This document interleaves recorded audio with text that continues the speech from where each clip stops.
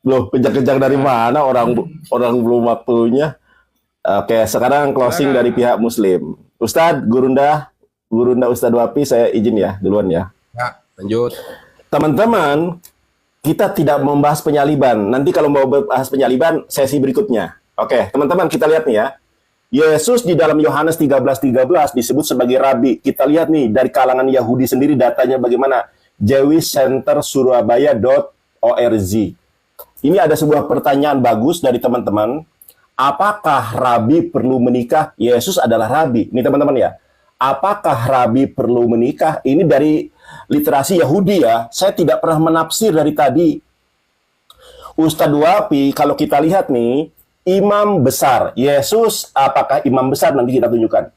Dalam hukum yang agak terkait, imam besar yang melayani Yom Kippur, Yesus melayani Yom Kippur. Harus apa teman-teman? Harus menikah. Saya bold dulu ya datanya.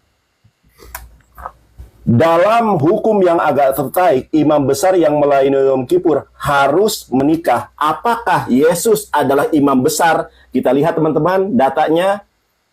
Ibrani 5 ayat Ibrani 5 nomor kelima. Demikian pula Kristus yang tidak memuliakan dirinya sendiri dengan menjadi imam besar. Demikian pula Kristus tidak memuliakan dirinya sendiri dengan menjadi imam besar. Ternyata Yesus itu adalah imam besar. Kalau kita lihat data-datanya teman-teman ya. Yesus itu adalah imam besar. Kalau kita lihat data-data di dalam Ibrani, sebentar, saya tunjukkan data ya. Sebab setiap imam besar, oke, ntar ya, ada lagi nih. Landar, kita tidak Nah ini, nyimak loh. Kasih mic aja, jangan di kasih mana Yesus telah tebak-tebak. masuk sebagai pendiri sebagai kita, ya menurut Landar, peraturan Melkisedek menjadi, sebentar udah, Ibrani tidak nyimak 6:20. loh. Kan Menurut kita peraturan sepakati. Melkisedek Enggak seperti. menjadi Kasih imam aja besar. fair. Ternyata teman-teman, ternyata Ini kan Yesus itu adalah membahas imam besar lagi. sampai selama-lamanya.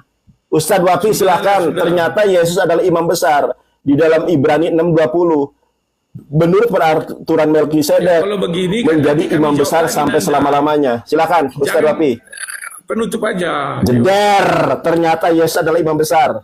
Lanjut Ustadz. Menurut peraturan Melkisedek bukan Harun. Ini waktu Bismillahirrahmanirrahim. kami loh.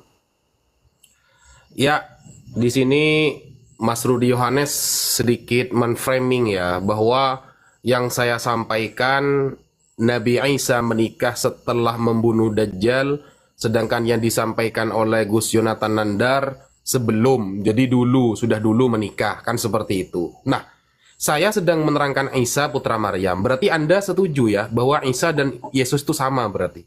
Itu poinnya. Berarti karena kenapa? Ingat dari awal saya tidak membahas Yesus loh. Coba perhatikan. Saya dari awal tidak pernah melafalkan Yesus. Yang saya lafalkan Isa putra Maryam. Kalau begitu Anda setuju Yesus sama Isa itu sama berarti. Satu orang. Kalau Anda mengaitkan riwayat saya begini Mas Rudi. Saya menampilkan riwayat di dalam Islam bahwa yang namanya Nabi Isa itu menikah. Menikahnya setelah membunuh Dajjal. Yang disampaikan oleh Gus Yonatan Nandar Yesus. Kan kata Anda Yesus sama Isa beda. Jadi makanya lafaz saya tidak pernah melafatkan Yesus dari awal. Saya melafatkan Isa putra Maryam. Yang disampaikan oleh Gus Yonatan Nandar adalah Yesus. Di zaman dulu beliau ada. Beliau ternyata menikah. Kedua agama ini menerangkan tentang Yesus dan Isa dengan cara yang berbeda, tapi sama-sama menikah. Bayangkan. Riwayat keduanya sama-sama menikah. Nama anaknya ada.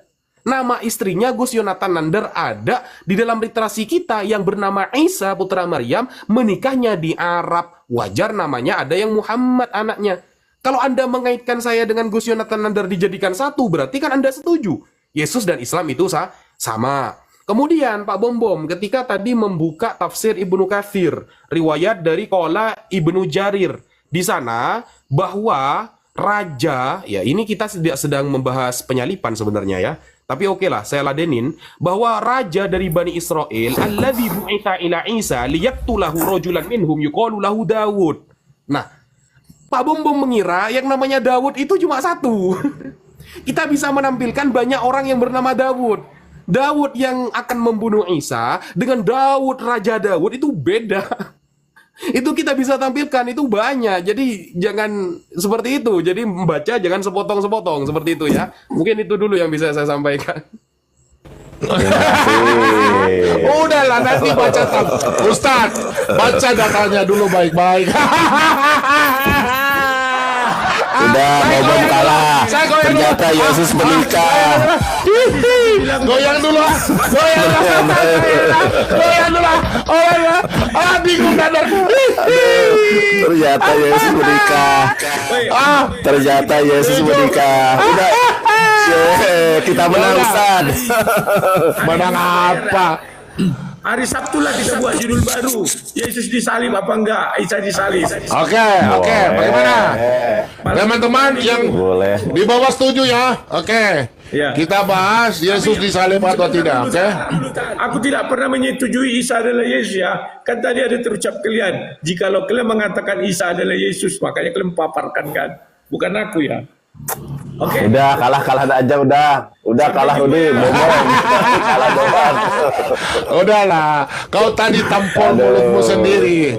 Tadi kau tampol mulut sendiri. Udahlah, kau tidak mempertanggungjawabkan bahwa dalam Lukas 7 ayat 40 Ternyata Yesus 39 itu menikah. adalah Imam besar wajib menikah, Pak Bom. Adalah Maria Magdalena. Ternyata Sudah, Yesus itu ya. menikah. Simpulannya Yesus menikah. Ya, jadi teman-teman, Yesus terima menikah. kasih banyak ya. Sebentar Nanda, sebentar. Oke. Jadi, Lai Rudi, makasih dan teman-teman semua Nanda, terima Ya. kasih banyak ya. Kalau ada kata-kata salah, kami sebagai para apologet Pak Bom, Kristen, kalau kita mau lanjut 1 lawan 1 boleh Pak Bom? Berani nggak? boleh nanti kita baku WA. Takut. Kalau sendiri takut ya. Udah nanti besok kau dengan saja. Enggak begini.